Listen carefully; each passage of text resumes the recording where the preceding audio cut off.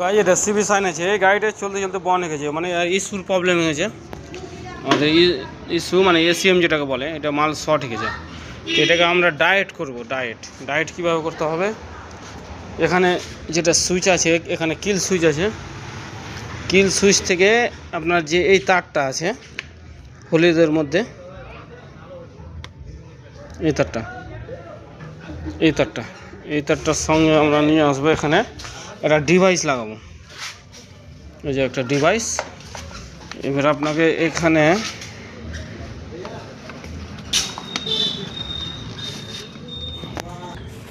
এবার কিল সুইচের সঙ্গে আপনার যেটা এসিএম আছে, এখানে 5 নম্বর তারে কানেকশন করতে হবে।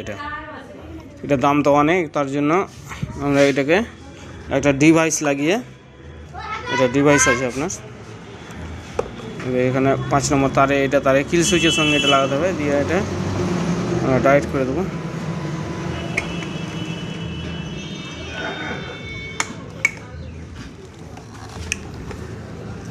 তারপরে আমরা এই তারটাকে যে কোনো বডিতে আর্থিং করবো। চাবিটা অন কর, দেখেন তেলটা দেখো, এখানে দেখো মোটরটা দেখো।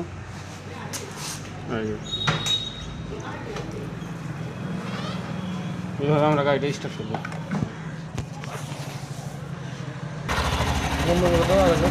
এই যে গাড়িটা স্টার্ট হয়ে গেছে, পিকআপ টান। এই যে আপনাদের যে কোনো গাড়ি BS6-এর হোন্ডার মধ্যে যদি কিছু প্রবলেম আসে, আপনাদের এসিএমটা লাগাতে হবে না, আমার কাছে নিয়ে আসবেন, আমি বাইপাস করে একটা ডিভাইস লাগিয়ে গাড়িটাকে ঠিক করে দেবো। যখন তেল হবে চলবে, তারপর বন্ধ হয়ে যাবে। কোনো সমস্যা হলে অবশ্যই যোগাযোগ করুন দাদাভাই সার্ভিস সেন্টার। ছবি দিয়ে দিই একটা।